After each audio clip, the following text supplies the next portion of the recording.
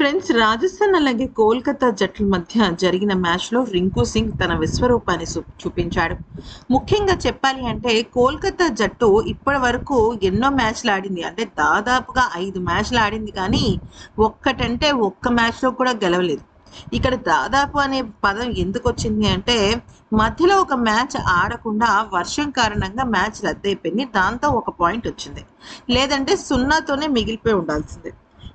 సరే, ఇక ఈరోజు మ్యాచ్ని అయితే గెలిపించింది ఎవరు అంటే ఖచ్చితంగా రింకు సింగే. ఎందుకంటే 34 బంతుల్లో 5 4లు 2 6లతో 53 పరుగులు చేసి నాట్అవుట్గా నిలిచాడు. అజేయమైన హాఫ్ సెంచరీతో కోల్కతా విజయంలో కీలక పాత్ర పోషించాడు. ఇక 4 వికెట్ల తేడాతో రాజస్థాన్ రాయల్స్ పైన గెలుపును సాధించేలాగా చేశాడు. ఈ మ్యాచ్ అనంతరం అధికారిక బ్రాడ్కాస్టర్ మీడియాతో మాట్లాడిన తను ఈ గెలుపు తమ ఆత్మవిశ్వాసాన్ని రెట్టింపు చేసిందని చెప్పాడు. ఈ మొమెంటంను ఇలాగే కొనసాగించేలాగా ప్రయత్నిస్తామని వెల్లడించాడు. అసలు ఇంతకీ తను పూర్తిగా ఏమన్నాడంటే, బ్యాటింగ్ చేసే సమయంలో నేను కాస్త కోపంగానే ఉన్నాను. కొన్నిసార్లు మనకు అనుకూలంగా ఏది జరగనప్పుడు అసహనానికి గురవుతూ ఉంటాం. నేను అటువంటి అసహనానికి గురయ్యాను. నిజం చెప్పాలి అంటే పరిస్థితులు నా చుట్టూ ఉన్నవి ఏవీ నాకు కలిసి రావటం లేదు. నాకు చాలా బాధగా అనిపించింది. ఏం తప్పు చేస్తే నాకు ఇలాగ జరిగింది అంటూ నాలో నేనే మదనపడ్డాను. కానీ నేను షాట్లు ఆడడానికి ఏమాత్రం తడబడలేదు.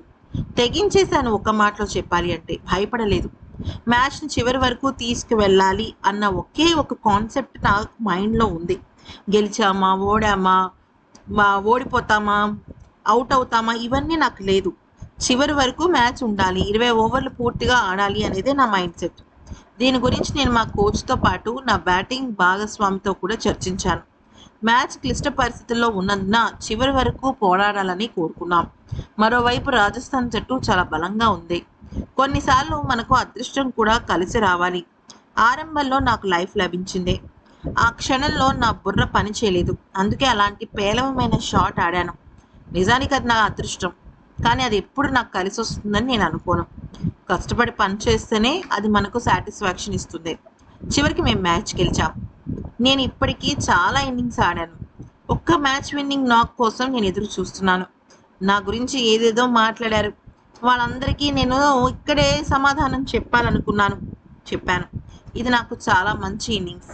నా ఆత్మవిశ్వాసాన్ని రెట్టింపు చేసింది. నాకు ఒక నిర్ణీతమైన బ్యాటింగ్ స్థానం అంటూ ఏమీ లేదు. నేను 5వ నెంబర్లో, ఇంకా లోవర్ ఆర్డర్లో, కానీ 4వ నెంబర్లో కూడా బ్యాటింగ్ చేయగలను. జట్టుకు ఎక్కడ అవసరమైతే అక్కడ నేను బ్యాటింగ్ చేయడానికి సిద్ధంగా ఉన్నాను. ఈ విజయం మాకు చాలా అవసరం. ఎందుకంటే ఈ సీజన్లో మాకు ఇదే మొదటి విజయం. ఇక్కడి నుంచి మేము మా మొమెంటంను కొనసాగించాలి. నిజం చెప్పాలంటే మొమెంటంను మా వైపు తిప్పుకోవాలి, లేకపోతే మేము కష్టాల్లో పడతాం. అయితే ఇక నేను దాని గురించే ఎక్కువగా ఆలోచించాను. అది నాకు కలిసి వచ్చింది. చాలా హ్యాపీగా అనిపించింది. థ్యాంక్స్ ఫర్ ఎవ్రీవన్ అంటూ చెప్పుకొచ్చాడు.